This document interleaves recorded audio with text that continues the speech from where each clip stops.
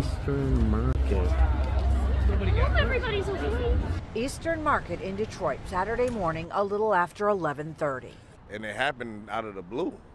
It was like everybody was just fine, and boom. It happened right across the street from Shed 2 at a time when the market was crowded with people. Just all you just see is a boom, and the building fell.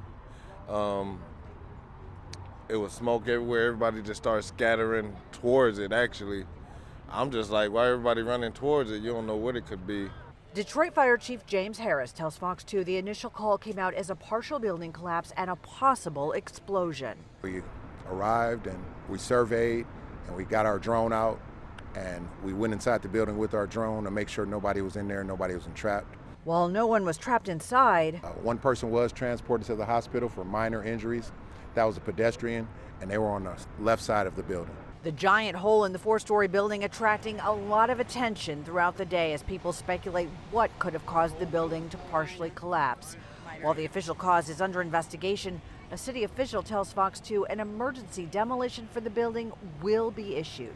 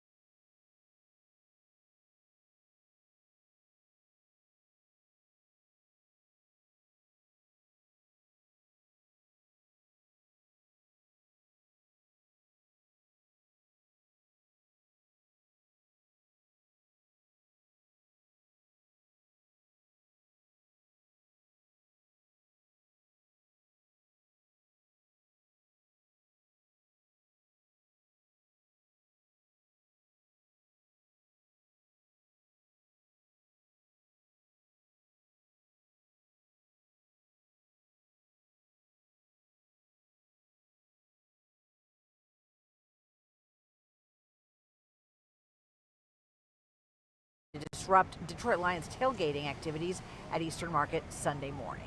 In Detroit, Camila Mary, Fox 2 News. Strikes continues while much of the nation is focused on a possible automaker strike locally. Nurses have walked off the job to walk the picket line. And this morning marked the start of what is expected to last several days at Ascension Providence Hospital in Rochester. That's where Fox 2's Robin Murdoch is joining us live. And Robin, I understand these negotiations actually started last year. Yeah, they've been ongoing since 2022, and that is one of the reasons why the union leaders that we spoke with out here this morning, Amy and Brandon, they are fed up with how this process is going, how slow it's going, the lack of progress. They say that there are some times when they aren't given the necessary information in regards to contract talks. Other times, people who are involved in this process simply are not showing up when they are supposed to, so they are picketing to prove a point.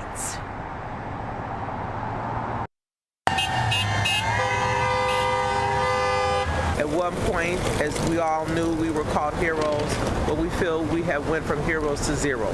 Dozens and dozens of healthcare workers who stepped up during the COVID-19 outbreak are now stepping out of Ascension Providence Hospital here in Rochester. They walked off the job at 7 o'clock on Monday morning over stalled contract talks and alleged illegal activities when it comes to that bargaining that's been going on for over a year now. We've had many of our members say to us that they're worried about the patients and the care they're going to receive.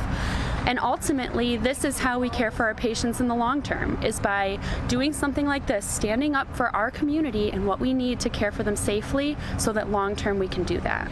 Danielle Juilliard is among the union members who went on strike and is willing to walk the line for as long as needed. Over the next several days, you'll see a rotation of nurses and radiologic technologists wearing yellow and blue, picketing outside the popular hospital, and lots of horn honking.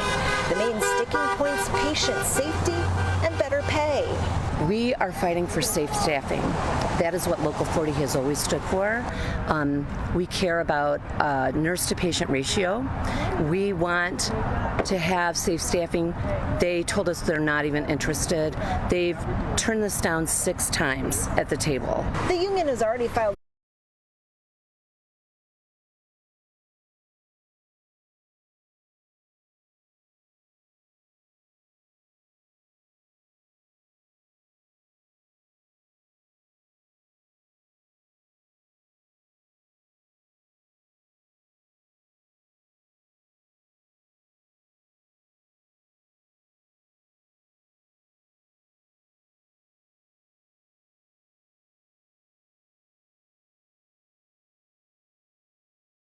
Labor Relations Board against Ascension Providence for not sharing relevant information regarding negotiations, along with threats made against bargaining members and bad faith bargaining. It is also asking the Michigan Attorney General and the Oakland County Prosecutor's Office to look into a possible violation of what's known as the Strike Breakers Act for bringing in scab workers to replace them.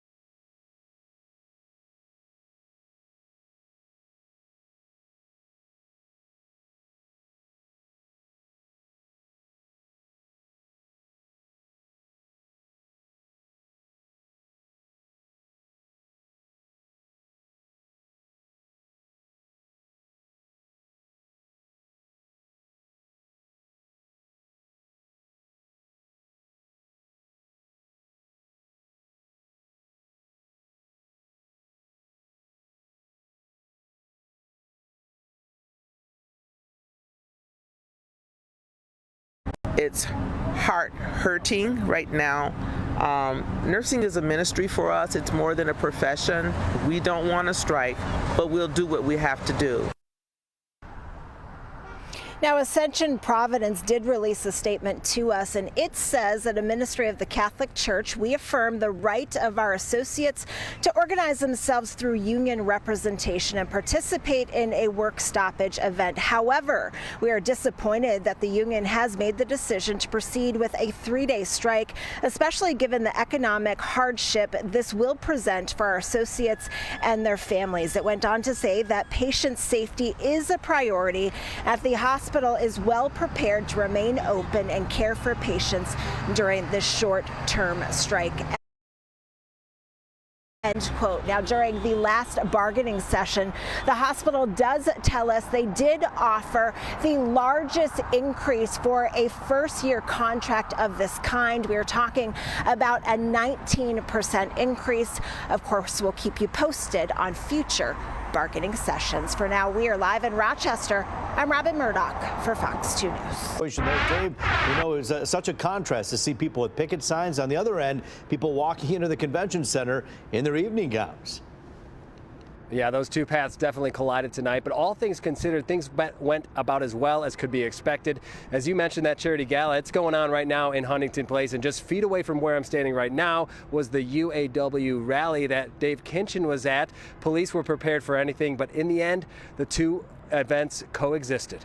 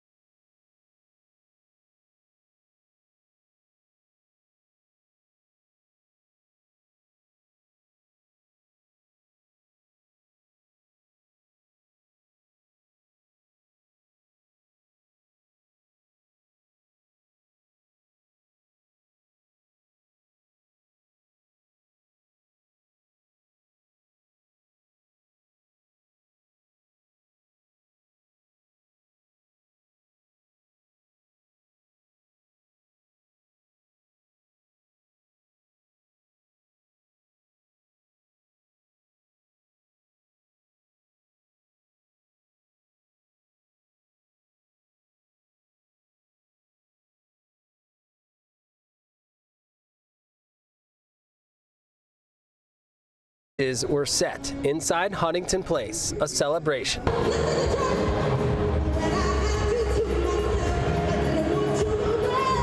From concerts by the Detroit Youth Choir, Jennifer Hudson and Shaggy, to mingling amongst the latest and greatest offerings from the world's automakers, all to raise millions for 6 different children's charities. No more tears! Outside Huntington Place, UAW embarks on its first full day of striking for a new contract, a huge demonstration next door to the Auto Show Charity Gala. Both the folks coming to the Auto Show Charity Preview and then also the folks down here from UAW. In fact, many guests making their way to Huntington Place had to cross through a sea of red Solidarity UAW shirts. Get some of this fencing up, like we do for everything. We want to make sure they can demonstrate properly, and we want to make all the people that come down to get here safely. And from all accounts thus far, the 2 events went off without any problems. We prepare, so no issues at all. So it seems like that potential storm has been weathered. That charity gala is still going on. Very powerful event. Yeah, it really was. You know, we see those initials everywhere, UAW, United Auto Workers, but really those initials and that name was really put into power with this stand-up rally. You know, we put a lot of stats on this whiteboard over the last week, going through all of the data, the percentages that the Big Three would offer the union, what their demands are, but now we simply sum it up with day one. No justice! No justice! No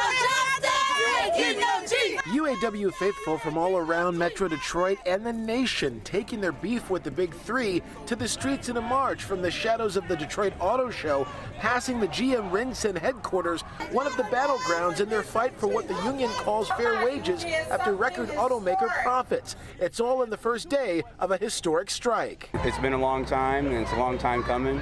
Superman, as he's known at Ford Michigan Assembly in Wayne, Michael Metcalf says it's simply about doing what's right for the people who make our wheels possible. Everybody's trying to make things better for us so that we can have a legacy for our children. So we're ready to do what it takes, which is stand up and wait for something better that we deserve.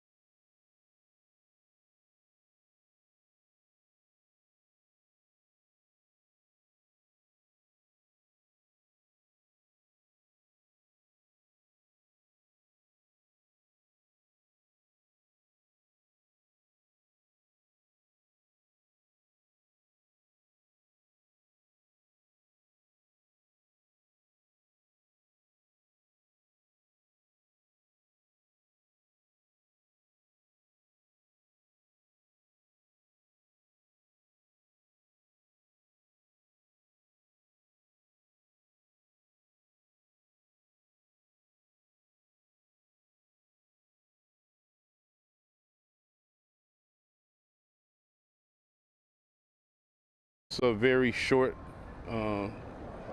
stint.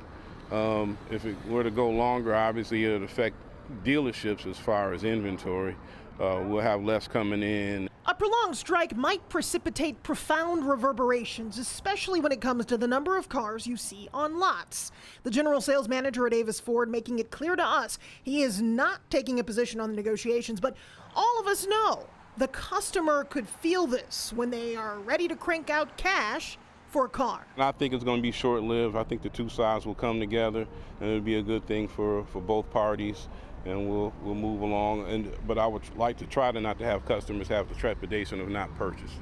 Mr. Williams probably isn't alone. Safe to assume likely anyone in the market for a new vehicle, and certainly management at Ford, Stellantis, and GM, considering what might happen if negotiations intensify or lengthen. When you look at the three automakers combined, they had 1.96 million vehicles basically produced by the end of July. That number could have changed dramatically. Maybe they were anticipating there was a strike. Who knows? We don't know what the most recent figures are. But when you compare that to pre-pandemic, the number was 4 million vehicles. So inventory is low. What about the cost of the consumer? Well, that's a big problem, because not only do you then have the prices being driven up because of the fact that you've got low supply, but you've also got interest rates being high as a result of the Fed again increasing interest rates. Right now, I think I saw that auto interest rates now are getting close to 8%, which is absolutely insane compared to what we've seen over the past few years. Dr. Michael Greiner, an economy expert at Oakland University, closely watching what could happen overall. Inflationary pressures might be exacerbated by a rise in auto prices.